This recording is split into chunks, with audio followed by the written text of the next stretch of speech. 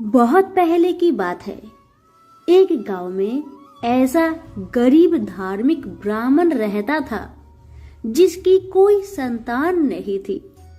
वह रोज नहा धोकर मन से देवताओं की पूजा करते हुए संतान की मांग करता, लेकिन ब्राह्मण की पत्नी खूब आलसी थी। वह न स्नान करती थी और न ही पूजा पाठ। पत्नी की इस आदत से ब्राह्मण दुखी रहता था। ब्राह्मण के धार्मिक गुणों से उसके घर में जल्द ही संतान के रूप में एक पुत्री ने जन्म लिया। उसकी पुत्री भी ब्राह्मण की तरह ही धार्मिक थी। जैसे जैसे वो बड़ी हो रही थी, पूजा पाठ में उसका मन भी उतना ही लगने लगा। वह हर रोज सुबह उठती, स्नान करती और भगवान विष्णु का ध्यान व जप करती थी। इससे ब्राह्मण के घर की गरीबी भी दूर होती गई। हर दिन पूजा पाठ करने के बाद वह पढ़ने के लिए स्कूल भी जाती थी। स्कूल जाते समय वह अपनी हाथों की मुट्ठिया में जौ भरकर स्कूल के रास्ते में गिराती थी। जब वह स्कूल से वापस घर के लिए आती तो गिराए गए जौ सोने में बदल जाते थे, जिन्हें उठाकर वह घर लेकर चली आती थी। तभी वहां आकर उसकी माँ ने कहा, बेटी, सोने की जौ को साफ करने के लिए सोने का सूप होना चाहिए। ब्राह्मण की बेटी को माँ की बात एकदम सही लगी। उसके अगले बृहस्पतिवार को उपवास रखने के बाद उस लड़की ने बृहस्पति देव से सोने का सूप मांगा। ब्राह्मण की बेटी हर बार पूरे विधि विधान से बृहस्पति देव की पूजा अर्चना करती थी। इससे प्रसन्न होकर भगवान उसकी सारी इच्छाएं भी पूरी कर देते थे। इसी तरह उन्होंने सोने के सूप वाली प्रार्थना को भी स्वीकार कर लिया। अगले दिन हर रोज की तरह ब्राह्मण की बेटी पूजा पाठ करके स्कूल गई और रास्ते में जौ के दाने बोते हुए गई। वापस आते समय जब वह जौ के दाने बीन रही थी तो उसे सोने का सूप भी मिल गया। सोने का सूप लेकर वह घर आई, जिससे उसने सोने की जौ को साफ किए। एक दिन इसी तरह ब्राह्मण की बेटी घर के बाहर बैठकर सोने की जौ को सोने के सूप से साफ कर रही थी। तभी उसके घर के सामने से एक राजकुमार गुजर रहा था। राजकुमार ब्राह्मण की बेटी को देखते ही उस पर मोहित हो गया। जब वह अपने महल पहुंचा तो ब्राह्मण की बेटी के मोह में उसने खाना पीना त्याग दिया। जब राजा को यह बात पता चला तो उसने राजकुमार से इसका कारण पूछा। राजकुमार ने अपने दिल का सारा हाल राजा को बताया। अगले ही दिन राजा अपने मंत्री के साथ ब्राह्मण के घर गया और ब्राह्मण के सामने उसकी बेटी का विवाह अपने राजकुमार से करवाने का प्रस्ताव रखा। राजा का प्रस्ताव सुनकर ब्राह्मण काफी खुश हो गया। उसने तुरंत ही विवाह करने के लिए हाँ कर दी। कुछ ही दिनों में राजकुमार और ब्राह्मण की बेटी की शादी हो गई। इधर ब्राह्मण की बेटी शादी के बाद अपने ससुराल चली गई। उधर ब्राह्मण फिर से गरीब होने लगा। उसके बुरे दिन दोबारा वापस आ गए। एक दिन ब्राह्मण अपनी बेटी से मिलने के लिए उसके ससुराल गया। पिता की हालत देखकर उसने बहुत सारा धन देकर ब्राह्मण को विदा किया। बेटी का दिया हुआ धन कुछ ही दिनों में खत्म हो गया और ब्राह्मण गरीब की वजह से परेशान हो गया। ब्राह्मण फिर से अपनी बेटी से मिलने के लिए महल गया और उसने बेटी को सारी समस्याएं बताई।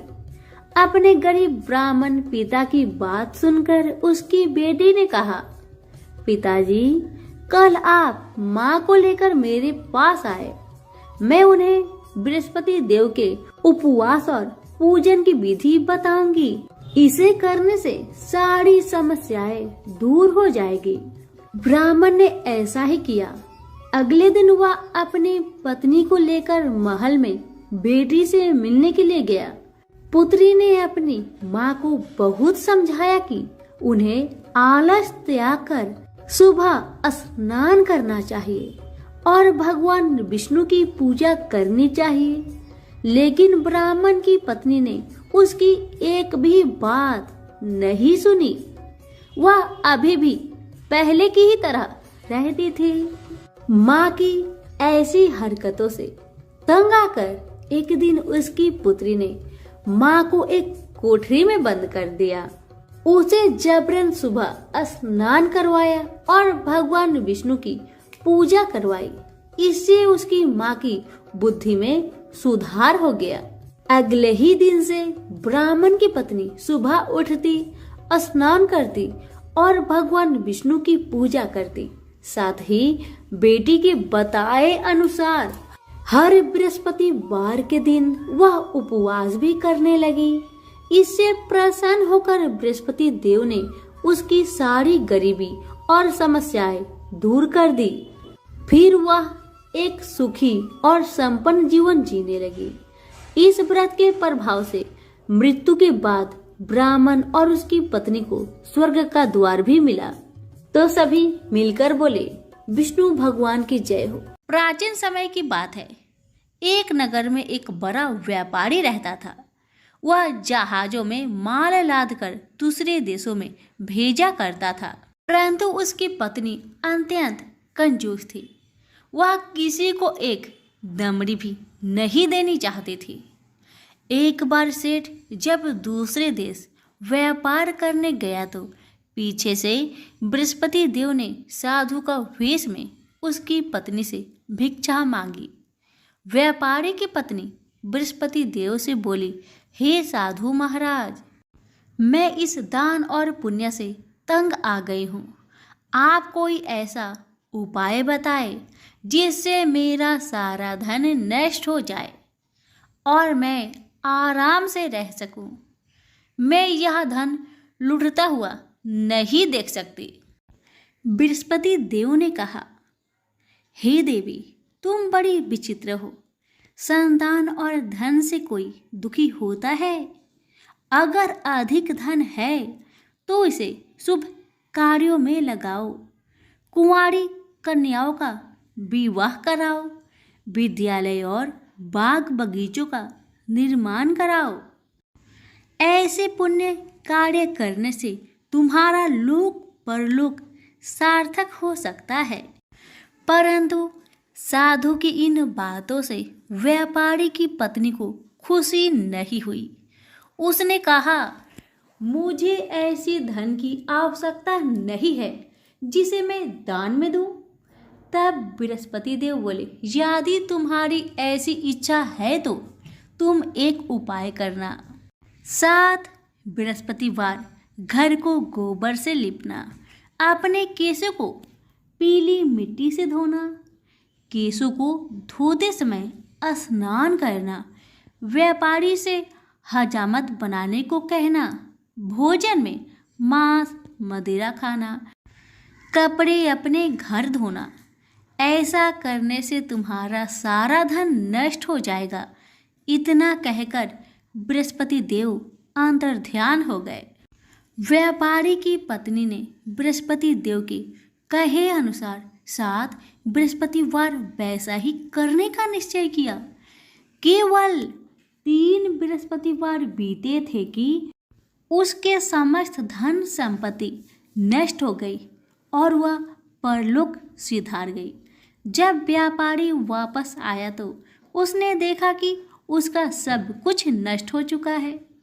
उस व्यापारी ने अपनी पुत्री को सत्वाना दी और दूसरे नगर जाकर बस गया। वहाँ वह जंगल से लकड़ी काट कर लाता और शहर में बेचता। इस तरह वह अपना जीवन व्यतीत करने लगा।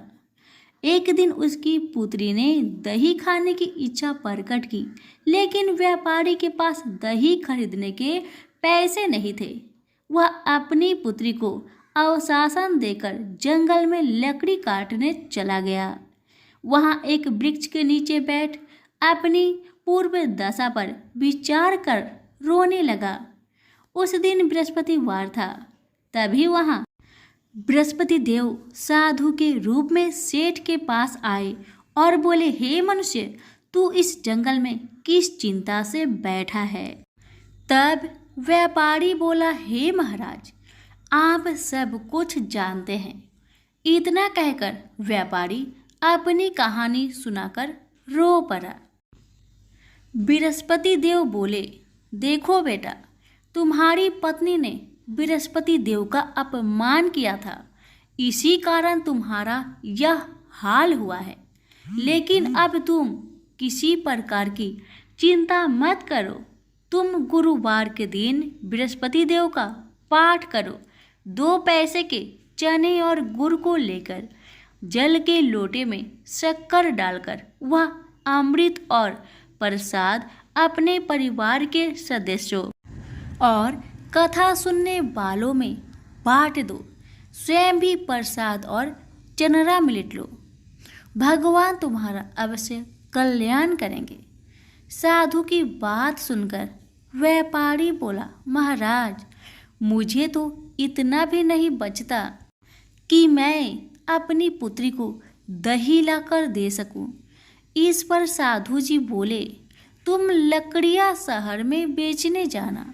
तुम्हें लकड़ियों के दाम पहले से चौगुने मिलेंगे, जिससे तुम्हारे सारे कार्य सिद्ध हो जाएंगे। उसने लकड़ियां काटी और शहर में बेचने के लिए चल पड़ा। उसकी लकड़ियां अच्छे दाम में बिक गई, जिससे उसने अपनी पुत्री के लिए दही लिया और गुरुवार की कथा हेतु चना गुड़ लेकर कथा की और प्रसाद बांटकर स्वयं भी खाया। उसी दिन परंतु अगले बृहस्पतिवार को वह कथा करना भूल गया। अगले दिन वहां के राजा ने एक बड़े यज्ञ का आयोजन कर पूरे नगर के लोगों के लिए भोज का आयोजन किया। राजा की आज्ञा अनुसार पूरा नगर राजा के महल में भोज करने गया, लेकिन व्यापारी व उसकी पुत्री तनिक विलंब से पहुंचे। अतः उन दोनों को राजा ने महल में ले जाकर भोजन करवाया। जब वे दोनों लौटकर आए तब रानी ने देखा कि उसका खूंटी पर टंगा हार गायब है। रानी को व्यापारी और उसकी पुत्री पर संदेह हुआ कि उसका हार उन दोनों ने ही चुराया है। राजा के आज्ञा से उन दोनों को कारावास की कोठरी में कैद कर दिया गया। कैद में पड़कर दोनों अत्यंत दुखी हुए। वहां उन्होंने बृहस्पति देवता का स्मरण किया। बृहस्पति देव ने प्रकट होकर व्यापारी को उसकी भूल का आभास कराया और उन्हें सलाह दी कि गुरुवार के दिन कैद खाने के दरवाजे पर तुम्हें 2 पैसे मिलेंगे।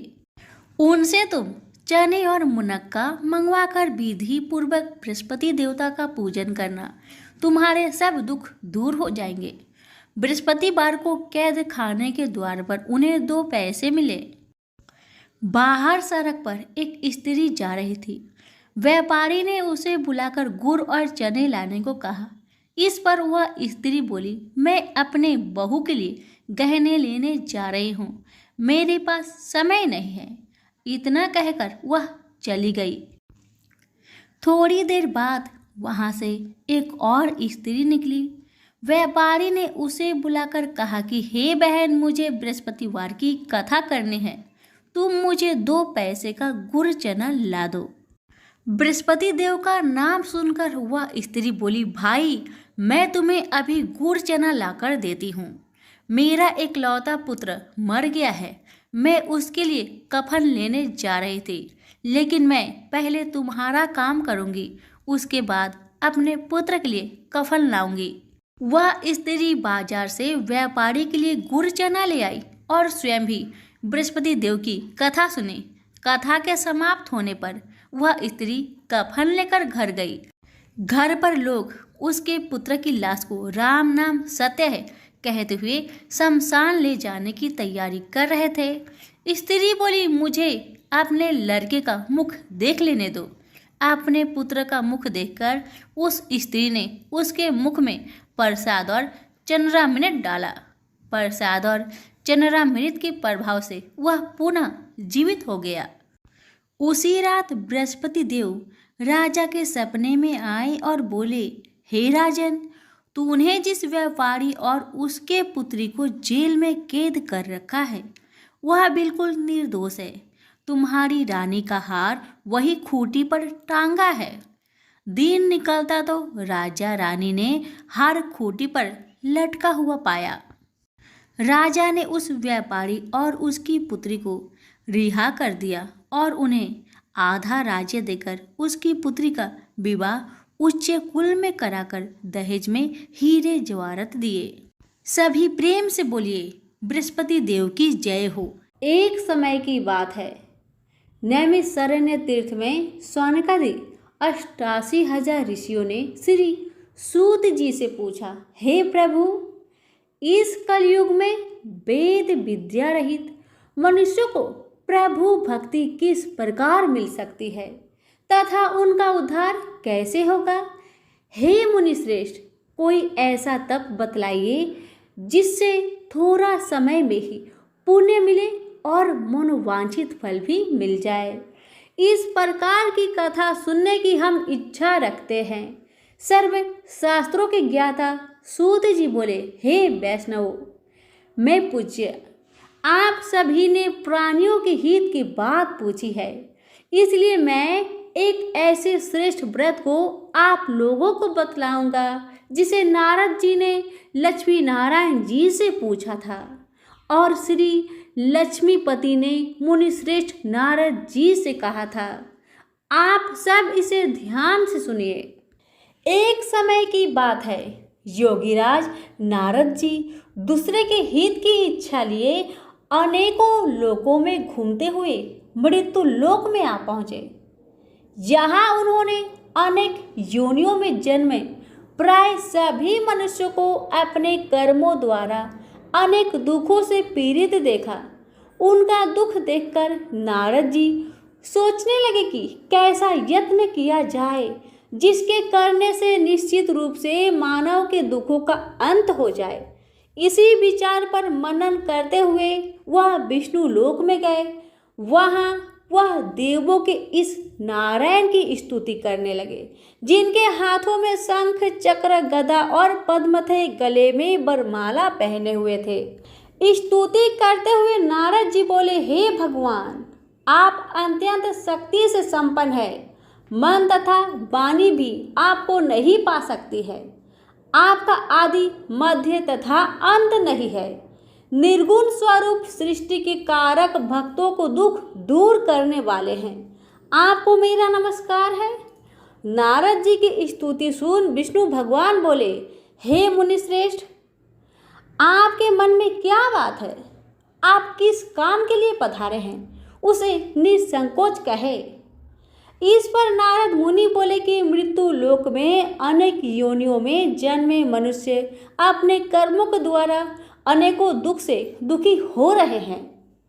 हे नाथ, आप मुझ पर दया रखते हैं तो बतलाइए कि वो मनुष्य थोड़े प्रयास से ही अपने दुख से कैसे छुटकारा पा सकते हैं। श्री हरि बोले, हे नारद, मनुष्यों की भलाई के लिए तुमने बहुत अच्छी बात पूछी है। जिसके करने से मनुष्य मोह से छूट जाता है, वह बात मैं कहता हूँ, उसे सुनो। स्वर्ग लोक व मृत्यु लोक दोनों में एक दुर्लभ उत्तम व्रत है जो पुण्य देने वाला है। आज प्रेमवश होकर मैं उसे तुमसे कहता हूँ।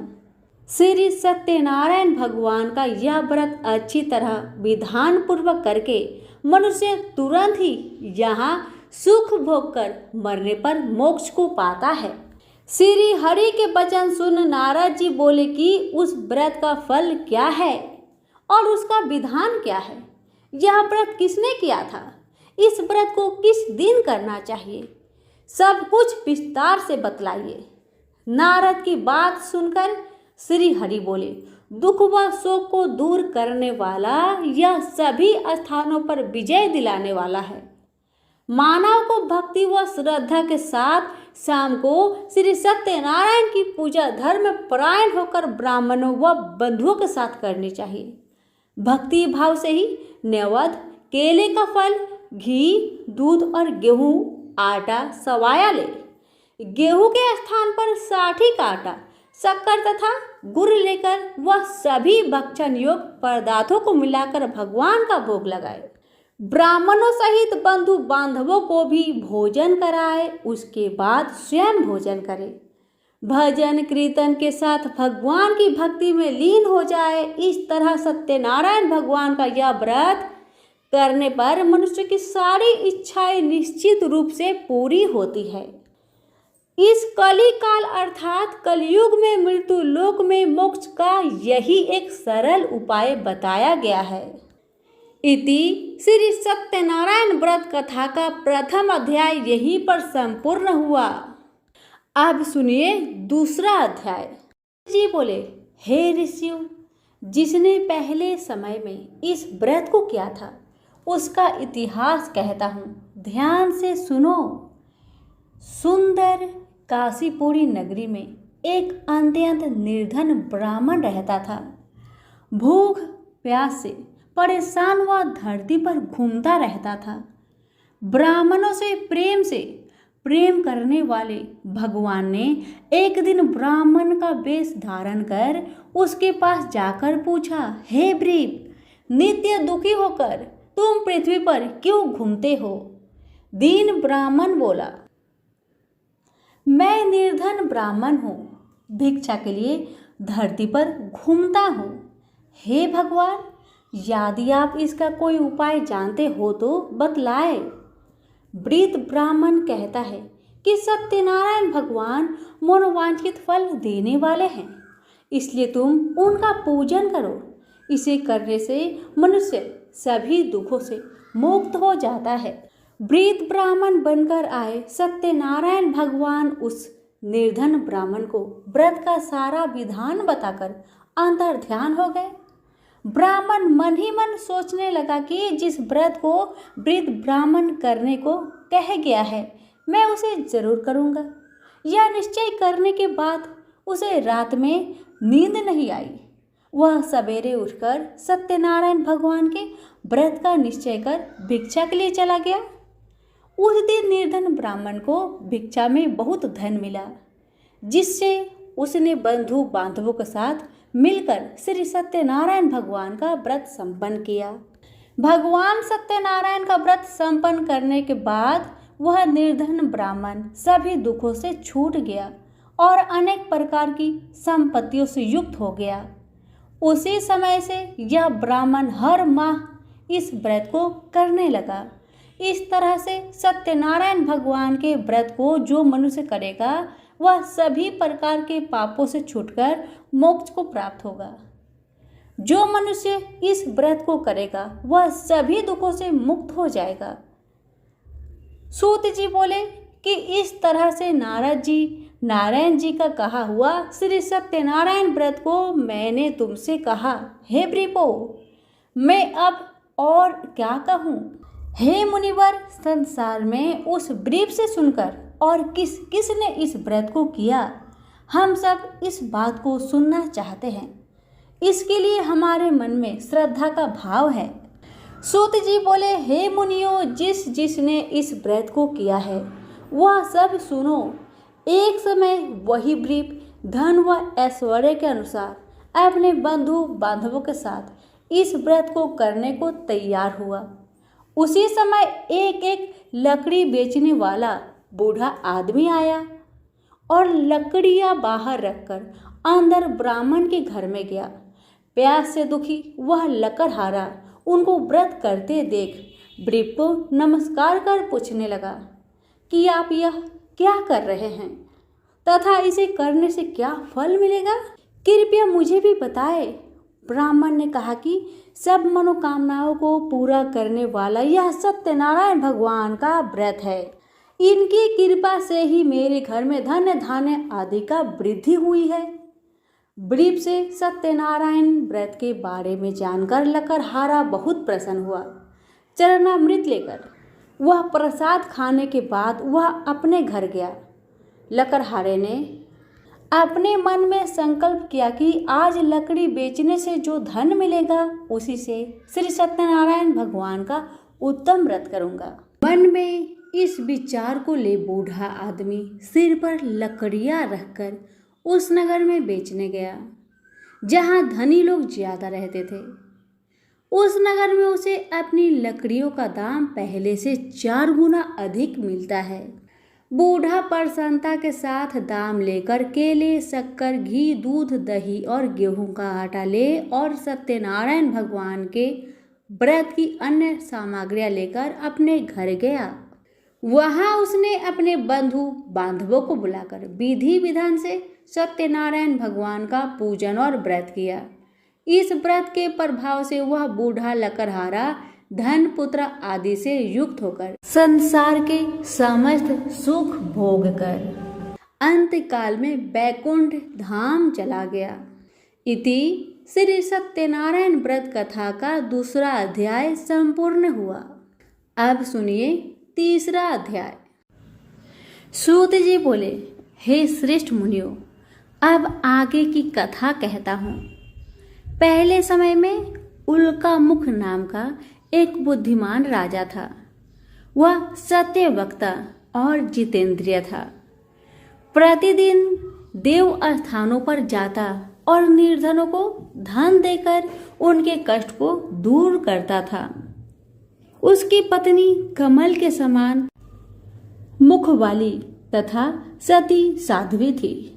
भद्रशिला नदी के तट पर उन दोनों ने श्री सत्यनारायण भगवान का व्रत किया। उसी समय साधु नाम का एक वैश्य आया। उसके पास व्यापार करने के लिए बहुत सा धन भी था। राजा को व्रत करने देखकर वह विनय के साथ पूछने लगा, हे राजन, भक्ति भाव से पूर्ण होकर आप यह क्या कर रहे हैं? मैं सुनने की इच्छा रखता हूँ, तो आप मुझे बतलाइए। राजा बोला, हे साधु, अपने बंधु बांधवों के साथ पुत्र आदि की प्राप्ति के लिए महाशक्तिमान श्री सत्यनारायण भगवान का व्रत व पूजन कर रहा हूँ। राजा के वचन सुन साधु आदर से बोला, हे राजन, मुझे इस व्रत का सारा विधान कहिए। आपके कथा अनुसार मैं भी इस व्रत को करूंगा। मेरी भी संतान नहीं है और इस व्रत को करने से निश्चित रूप से मुझे संतान की प्राप्ति होगी। राजा से व्रत का सारा विधान सुन व्यापार से निवृत्त हो वह अपने घर गया। साधु वैश्य ने अपनी पत्नी को संतान देने वाले इस व्रत का वर्णन कह सुनाया और कहा कि जब मेरी संतान होगी तब मैं इस व्रत को करूंगा। साधु ने इस तरह के वचन अपनी पत्नी लीलावती से कहे। एक दिन लीलावती पति के साथ आनंदित हो सांसारिक धर्म में प्रवृत्त होकर सत्यनारायण भगवान की कृपा से गर्भवती हो गई। 10वें महीने में उसके गर्भ से एक सुंदर कन्या ने जन्म लिया। दिनों दिन वह ऐसे बढ़ने लगी जैसे कि शुक्ल पक्ष का चंद्रमा बढ़ता है। माता पिता ने अपनी कन्या का नाम कलावती रखा। एक दिन लीलावती ने मीठे शब्दों में अपने पति को याद दिलाया कि आपने सत्यनारायण भगवान के जिस व्रत को करने का संकल्प किया था उसे करने का समय आ गया है। आप इस व्रत को करिए। साधु बोला कि हे प्रिय, इस व्रत को मैं उसके विवाह में करूंगा। इस प्रकार अपनी पत्नी को अवशासन देकर वह नगर को चला गया। कलावती पिता के घर में रहकर वृद्धि को प्राप्त हो गई। साधु ने एक बार नगर में अपनी कन्या को सखियों के साथ देखा तो तुरंत ही दूत को बुलाया और कहा कि मेरी कन्या की योग वर देखकर आओ। साधु की बात सुनकर दूत कंचन नगर में पहुंचा और वहां देखभाल कर लड़की के सुयोगवानिक पुत्र को ले आया। सुयोग लड़के को देख साधु ने बंधु बांधवों को बुलाकर अपनी पुत्री का विवाह कर दिया। लेकिन दुर्भाग्य की बात ये कि साधु ने अभी भी श्री सत्यनारायण भगवान का व्रत नहीं किया। इस पर श्री भगवान क्रोधित हो गए और श्राप दिया कि साधु को अत्यधिक दुख मिले। अपने कार्य में कुशल साधु बनिया जामाई लेकर समुद्र के पास स्थित होकर रत्नासारपुर नगर में गया। वहां जाकर दामाद ससुर दोनों मिलकर चंद्रकेतु राजा के नगर में व्यापार करने लगे। एक दिन भगवान सत्यनारायण की माया से एक चोर राजा का धन चुराकर भाग रहा था। उसने राजा के सिपाहियों को अपना पीछा करते देख चुराया हुआ धन वहां रख दिया जहां साधु अपने जामाई के साथ ठहरा हुआ था। राजा के सिपाहियों ने साधु वैश्य के पास राजा का धन पड़ा देखा तो वह ससुर जमाई दोनों को बांधकर प्रसन्नता से राजा के पास ले गए और कहा कि उन दोनों चोरों को हम पकड़ लाए हैं, आप आगे की कार्यवाही की आज्ञा दे।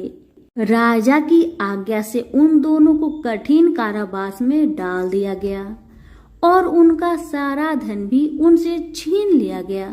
श्री सत्यनारायण भगवान के श्राप से साधु की पत्नी भी बहुत दुखी हुई। घर में जो धन रखा था उसे चोर चुरा ले गए। शारीरिक तथा मानसिक पीड़ा व भूख प्यास से अति दुखी हो अन्न की चिंता में कलावती ब्राह्मण के घर गई। वहां उसने श्री सत्यनारायण भगवान का व्रत होते देखा। फिर कथा भी सुनी। वह प्रसाद ग्रहण कर वह रात को घर वापस आई। माता ने कलवाती से पूछा कि हे पुत्री, अब तक तुम कहाँ थी? तेरे मन में क्या है? कलवती ने अपने माता से कहा, हे माता, मैंने एक ब्राह्मण के घर में श्री सत्यनारायण भगवान का व्रत देखा है। कन्या के वचन सुन लीलावती भगवान की पूजन की तैयारी करने लगी। लीलावती ने पारिवारिक व बंधुओं सहित सत्यनारायण भगवान का पूजन किया और उनसे वर मांगा कि मेरे पति तथा जमाई शीघ्र घर आ जाए। साथ ही ये भी प्रार्थना की कि हम सबका अपराध क्षमा करे। श्री सत्यनारायण भगवान इस व्रत से संतुष्ट हो गए और राजा चंद्रकेतु को सपने में दर्शन देकर कहा कि हे राजन, तुम उन दोनों वैश्य को छोड़ दो और तुमने उनका जो धन लिया है उसे वापस कर दो। अगर ऐसा नहीं किया तो मैं तुम्हारा धन, राज्य व संतान सभी को नष्ट कर दूंगा। राजा को यह सब कहकर वह अंतर्ध्यान हो गए। प्रातःकाल सभा में राजा ने अपना सपना सुनाया। फिर बोले कि वानिक पुत्र को कैद से मुक्त कर सभा में लाओ। दोनों ने आते ही राजा को प्रणाम किया।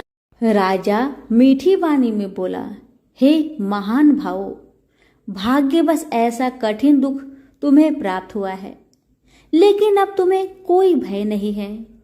ऐसा कहकर राजा ने उन दोनों को नए वस्त्र भूषण भी पहनाए और जितना धन उनका लिया था उससे 2 गुना धन देकर वापस कर दिया।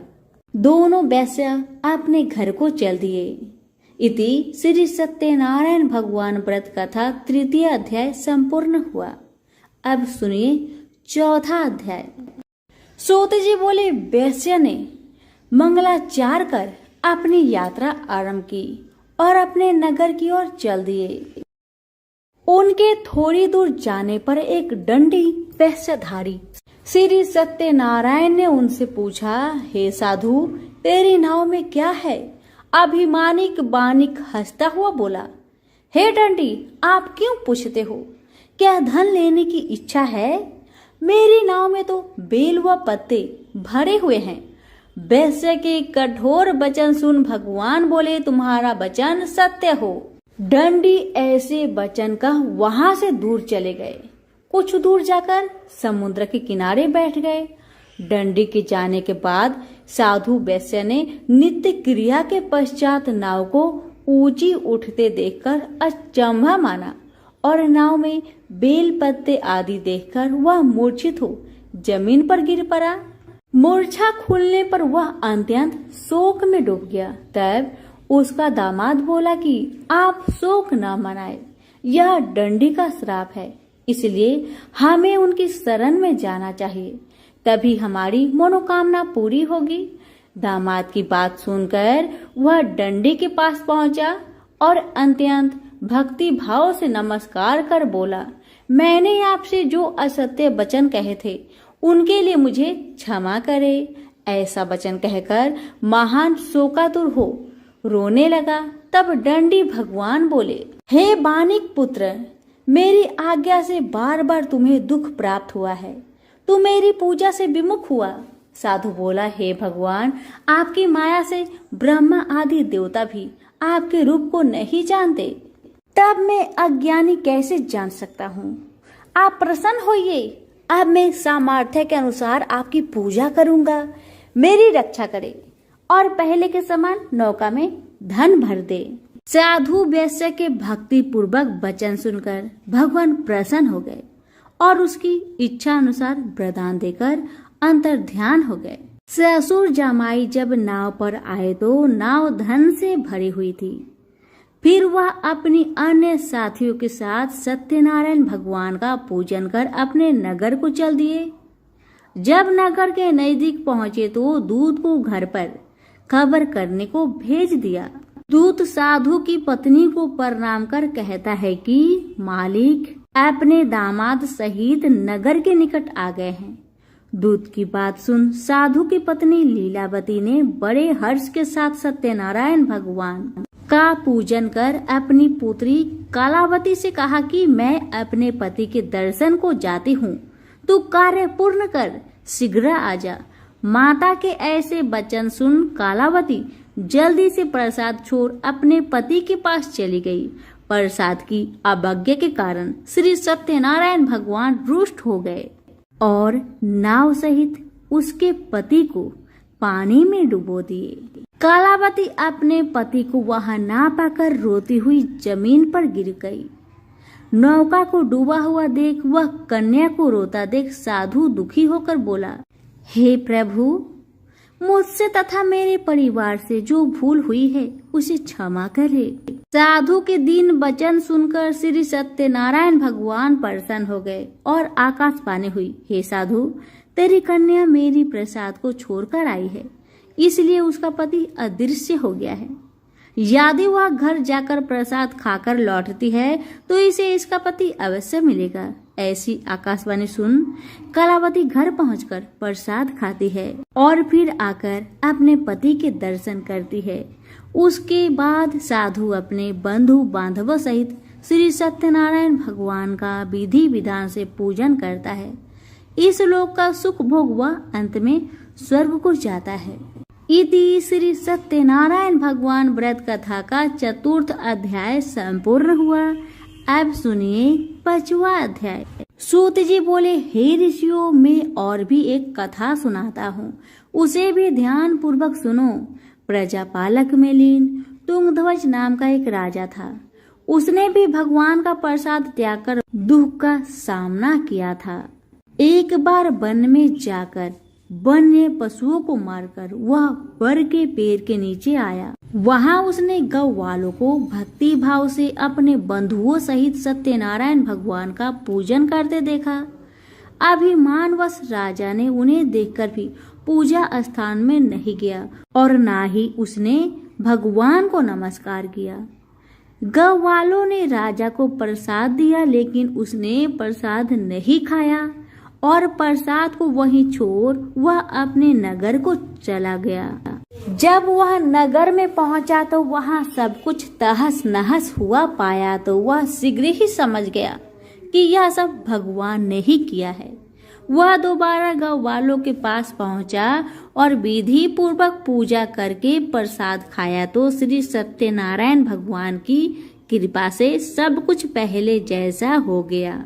दीर्घ काल तक सुख भोगने के बाद मरणों उपरांत उसे स्वर्ग लोक की प्राप्ति हुई। जो मनुष्य परम दुर्लभ इस व्रत को करेगा तो भगवान सत्यनारायण की अनुकंपा से उसे धन धान्य की प्राप्ति होगी। निर्धन धनी हो जाता है और भय मुक्त हो जीवन जीता है।